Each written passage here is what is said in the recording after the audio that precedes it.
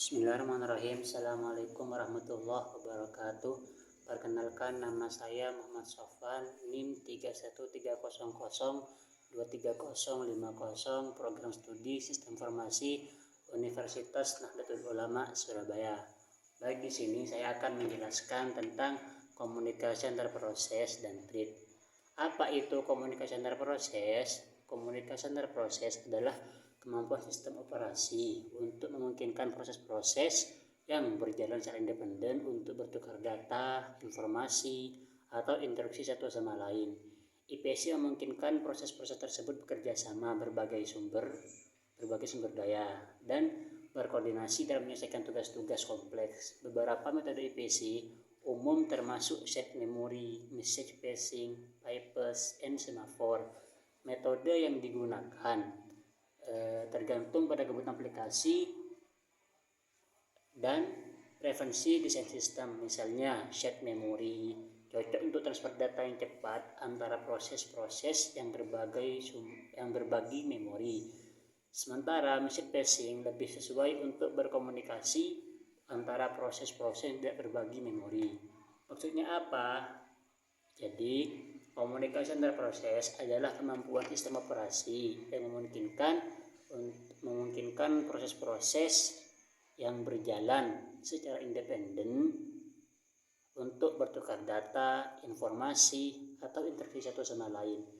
IPC memungkinkan proses-proses tersebut bekerja sama, berbagai sumber daya, dan berkoordinasi dalam menyelesaikan tugas-tugas kompleks. Beberapa metode IPC umum termasuk shared memory, message passing, pipes, dan semaphore. Metode yang digunakan tergantung pada kebutuhan aplikasi dan preferensi desain sistem. Misalnya shared memory cocok untuk transfer data yang cepat antara proses-proses yang berbagi memori. Sementara message passing lebih sesuai untuk komunikasi antara proses-proses yang tidak terbagi memori. Jadi jenis-jenis komunikasi antar proses. Beberapa jenis komunikasi antar proses yang umum digunakan dalam sistem operasi meliputi 1. Shared memory, 2. Message passing, 3. Pipes, 4. Socket, 5. Semaphores, 6. File sharing. Jadi apa itu yang 6? Pertama, shared memory. Shared memory ialah proses-proses berbagi wilayah memori yang sama, memungkinkan mereka untuk secara langsung membaca dan menulis data tanpa perantara. Yang kedua, message passing ialah proses-proses yang bertukar data dengan mengirim dan menerima pesan melalui mekanisme yang disediakan oleh sistem operasi. 3. Pipes ialah saluran unidireksional yang digunakan untuk mengalirkan data dari satu proses ke proses lainnya dalam arah tertentu. 4. Socket ialah memungkinkan komunikasi antara proses-proses yang berjalan di mesin yang berbeda atau di mesin yang melalui jaringan. 5. Semaphores ialah sinkronisasi dan pengaturan akses ke sumber daya bersama antara proses-proses. Dan 6. Yaitu file sharing ialah proses-proses dapat berbagi file dengan membaca dan menulis file dan menulis ke file yang sama dalam sistem file. Jadi apa? Setiap jenis IPC itu memiliki kelebihan dan kelemahan aplikasi serta aplikasi khusus yang cocok untuk digunakan. Pemilihan jenis IPC yang tepat tergantung pada kebutuhan dan karakteristik spesifik dari aplikasi yang sedang dikembangkan. Kelebihan komunikasi antar proses. Beberapa kelebihan antar proses meliputi 1. Peningkatan kinerja.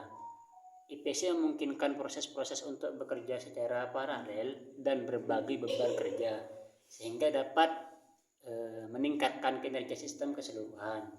2. Kerjasama antar proses. IPC memungkinkan proses-proses yang berjalan secara independen untuk berkomunikasi, berbagi data, dan saling bekerja sama dalam menyelesaikan tugas yang kompleks. 3. Pengelolaan sumber daya. IPC memungkinkan proses-proses untuk berbagi sumber daya seperti memori, file, atau perangkat input atau output yang dapat membantu dalam pengelolaan sumber daya efisien. 4. Komunikasi antar komponen.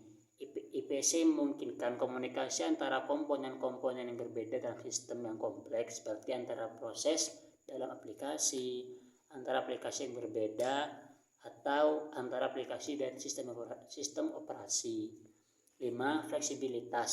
IPC menawarkan berbagai metode komunikasi seperti shared memory, message passing, pipes, dan lainnya, sehingga pengembang dapat memilih metode yang paling sesuai dengan kebutuhan aplikasi mereka. 6. Skalabilitas. IPC digunakan untuk membangun sistem yang scalable, dapat diperluas dan disesuaikan dengan peningkatnya kebutuhan aplikasi dan pengguna. Jadi apa arti yang 6 itu? Yang pertama, peningkatan kinerja. Jadi IPC itu memungkinkan proses-proses untuk bekerja secara paralel, memanfaatkan potensi sumber daya sistem secara lebih efisien. Ini dapat menghasilkan peningkatan kinerja secara keseluruhan. Karena apa? Karena beberapa proses dapat bekerja secara bersamaan tanpa harus menunggu satu sama lain. Yang kedua, kerjasama antar proses. IPC memfasilitasi kolaborasi dan koordinasi antara proses-proses yang berjalan secara independen. Hal ini memungkinkan proses-proses tersebut untuk berbagi data, sumber daya, atau tugas-tugas tertentu yang memungkinkan implementasi aplikasi yang lebih kompleks dan berkinerja tinggi.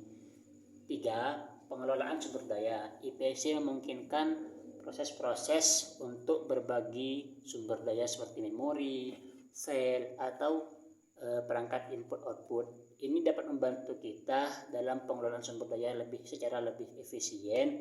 Karena apa? Karena mengurangi overhead yang terkait dengan alokasi sumber daya yang berlebihan. 4. Komunikasi antar komponen. IPC memungkinkan komunikasi antara komponen-komponen yang berbeda dalam sistem, seperti antara proses-proses dan aplikasi yang sama, antara aplikasi yang berbeda, atau antara aplikasi dan sistem operasi. Ini penting untuk membangun sistem yang terintegrasi dan berfungsi dengan baik. 5. Fleksibilitas. IPC menawarkan berbagai metode komunikasi yang dapat dipilih sesuai dengan kebutuhan aplikasi seperti shared memory, message passing, pipes, dan lainnya.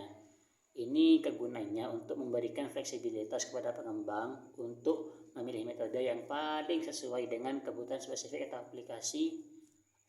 aplikasi atau situasi. 6. Skalabilitas. IPC digunakan untuk membangun sistem yang scalable yang dapat diperluas dengan meningkatnya kebutuhan aplikasi atau pengguna. Dengan menggunakan IPC, sistem dapat dengan mudah diperluas untuk menangani peningkatan beban kerja atau volume data tanpa mengorbankan kinerja atau stabilitas. Selanjutnya, kekurangan komunikasi antar proses. Jadi, kekurangannya itu yang pertama ialah kompleksitas. Implementasi IPC dapat menjadi kompleks, terutama jika melibatkan mekanisme yang lebih canggih seperti shared memory atau message passing. Hal ini dapat menyebabkan peningkatan kompleksitas kode debugging yang sulit dan memerlukan pengelolaan yang lebih rumit. 2. Overhead. Beberapa metode IPC dapat menimbulkan overhead tambahan seperti overhead pengiriman pesan atau pengelolaan struktur data tambahan. Hal ini dapat mengurangi kinerja aplikasi secara keseluruhan, terutama jika proses komunikasi antar proses berjalan secara intensif. 3. Kesulitan sinkronisasi. Sinkronisasi antara proses-proses yang berkomunikasi dapat menjadi tantangan, terutama dalam menghindari kondisi perlombaan seperti race condition atau deadlock. Pengelolaan sinkronisasi dengan benar memerlukan pemahaman yang mendalam tentang mekanisme sinkronisasi yang digunakan. 4. Ketergantungan jaringan. Jadi masalah ini yang sangat sering kita temui, yaitu jika IPC melibatkan komunikasi antara proses-proses yang berjalan di mesin yang berbeda, kinerja IPC dapat dipengaruhi oleh ketergantungan jaringan. Keterlambatan atau kegagalan koneksi jaringan dapat mengakibatkan penundaan atau kegagalan dalam komunikasi antara proses. 5. Keamanan. Beberapa metode IPC seperti shared memory atau socket dapat menimbulkan masalah keamanan jika tidak dikelola dengan benar. Misalnya, akses yang tidak terlindungi terhadap memori bersama dapat menyebabkan kebocoran data atau serangan keamanan. 6. Kesulitan debugging. Debugging aplikasi memerlukan aplikasi yang menggunakan IPC dapat menjadi lebih sulit karena kompleksitas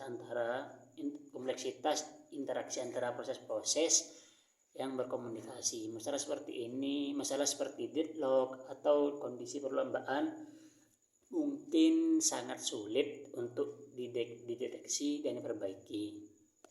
Artinya apa? Yang pertama, implementasi ialah IPC dapat menjadi kompleks, terutama jika melibatkan mekanisme yang lebih canggih seperti sistem memori atau message passing. Proses pengolahan dan pemrograman rumit dapat memperumit pengembangan aplikasi. Dua, overhead yang tadi saya jelaskan, seperti overhead pengiriman pesan atau manajemen struktur data tambahan. Ini dapat mengurangi kinerja aplikasi keseluruhan, terutama jika proses komunikasi antara proses berjalan secara intensif. Yang ketiga, kesulitan sinkronisasi. Sinkronisasi antara proses-proses yang berkomunikasi dapat menjadi tantangan. Menjaga keseimbangan antara kinerja dan keamanan dapat menjadi rumit. Dan kesalahan dalam sinkronisasi dapat mengakibatkan kondisi perlombaan, race condition atau deadlock. 4, ketergantungan jaringan. Yang seperti yang saya tuliskan tadi, yaitu keterlambatan atau kegagalan koneksi jaringan dapat menyebabkan penundaan atau kegagalan dalam komunikasi antara proses. Yang kelima, keamanan. Keamanan akses yang tidak terlindungi terhadap memori bersama atau informasi yang dikirim dari jaringan dapat menyebabkan kebocoran data atau serangan keamanan. Yang keenam, kesulitan debugging, yaitu masalah seperti deadlock atau kondisi perlombaan mungkin sulit dideteksi dan diperbaiki, memerlukan pemahaman mendalam tentang mekanisme IPC yang digunakan. Dalam konteks komunikasi antar proses, sinkronisasi dan buffering, kita pindah ke selanjutnya. Dalam konteks komunikasi antar proses ialah sinkronisasi dan buffering. Sinkronisasi itu dan buffering ialah bagian penting yang membantu dalam mengatur dan menyederhanakan pertukaran data antara proses-proses yang berjalan secara independen. Sinkronisasi. Apa itu? Sinkronisasi ialah dalam IPC, sinkronisasi digunakan untuk memastikan bahwa proses-proses yang terlibat dalam komunikasi saling menunggu satu sama lain sampai data siap untuk ditransfer atau proses tertentu yang telah selesai dilakukan. Ini dapat dilakukan dengan menggunakan mekanisme sinkronisasi seperti semafor, mutex, atau variabel kondisi. Contoh penggunaan sinkronisasi dalam komunikasi antar proses adalah ketika sebuah proses menunggu hingga pesan diterima dari proses lain sebelum melanjutkan eksekusi. Yang kedua, buffering.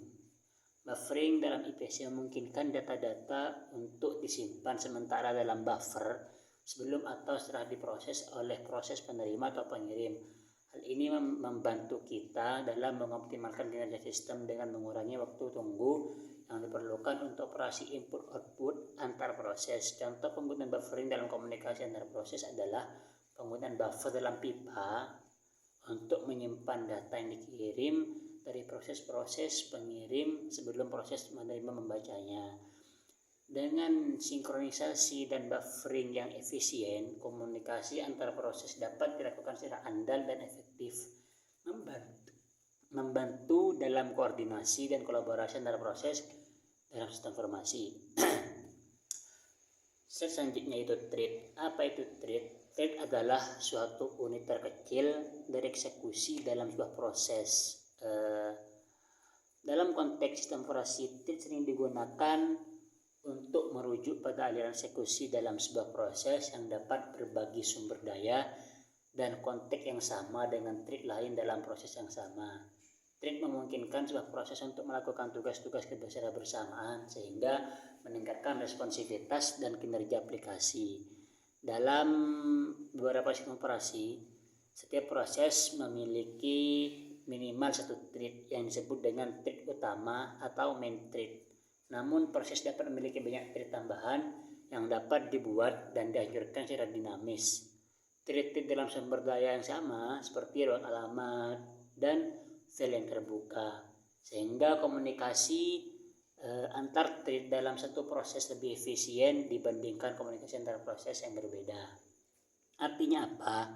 Jadi thread itu adalah unit kecil dari eksekusi dalam sebuah proses yang berbagi ruang alamat, sumber daya, dan konteks dengan thread lainnya dalam proses yang sama. Dalam sistem operasi, thread sering digunakan untuk melakukan tugas-tugas secara konkuren atau paralel, memungkinkan aplikasi untuk lebih responsif dan efisien. Setiap proses memiliki minimal satu thread yang disebut dengan thread utama atau main thread. Thread-thread tambahan dapat dibuat dan dihancurkan secara dinamis oleh proses tersebut. Thread-thread dalam sebuah proses berbagi sumber daya seperti memori dan file terbuka sehingga komunikasi antar thread dalam satu proses lebih cepat dan efisien daripada komunikasi antara proses yang berbeda. Dengan menggunakan thread, sebuah aplikasi dapat membagi tugas-tugasnya menjadi unit-unit kecil yang dapat dieksekusi secara bersamaan, meningkatkan kinerja dan responsivitas aplikasi secara keseluruhan. Namun, penggunaan thread juga memerlukan manajemen yang cermat terhadap sinkronisasi dan koordinasi antar thread untuk menghindari misalnya seperti deadlock atau race condition. Setelah saya menjelaskan thread tadi, thread itu terbagi beberapa bagian. Pertama, thread utama main thread. Thread utama adalah thread yang dibuat oleh sistem operasi ketika sebuah proses dimulai. Ini adalah thread pertama dalam proses dan biasanya bertanggung jawab untuk menjalankan fungsi utama program. Yang kedua, thread pengguna atau user thread. Thread pengguna adalah thread yang diciptakan dan dikelola oleh aplikasi atau pengguna. Mereka berjalan di ruang pengguna dan tidak memiliki entitas langsung di kernel. Implementasi thread pengguna tergantung pada model thread yang digunakan oleh sistem operasi. Yang ketiga, thread kernel atau kernel thread. Thread kernel adalah thread yang dikelola langsung oleh sistem operasi. Mereka memiliki entitas di dalam kernel dan dapat dioperasikan secara independen oleh sistem operasi. Thread kernel sering digunakan dalam model one-to-one atau many-to-many. 4. Thread daemon. Thread daemon adalah thread yang berjalan di latar belakang dan tidak menghalangi proses keluar dari program. Mereka sering digunakan untuk tugas-tugas seperti pengumpulan sampah, garbage collection, pemantauan, atau layanan latar belakang lainnya. Yang kelima, thread input-output adalah thread yang bertanggung jawab untuk menangani operasi input-output seperti membaca atau menulis ke disk atau jaringan. Mereka membantu memisahkan operasi input, memisahkan operasi output dari thread utama agar tidak menghalangi eksekusi program. Keenam, thread pekerja, worker thread. Thread pekerja adalah thread yang bertanggung jawab untuk mengeksekusi tugas-tugas tertentu dalam aplikasi, seperti pemrosesan data, perhitungan berat, atau tugas-tugas lainnya yang memerlukan sumber daya yang signifikan. Jadi, setiap jenis thread itu memiliki peran dan tanggung jawab yang berbeda dalam aplikasi. Pemilihan jenis thread yang tepat tergantung pada kebutuhan dan desain aplikasi yang sedang dikembangkan. Mungkin ini sedikit penjelasan dari saya, kurang lebihnya saya mohon maaf. Wassalamualaikum warahmatullahi wabarakatuh.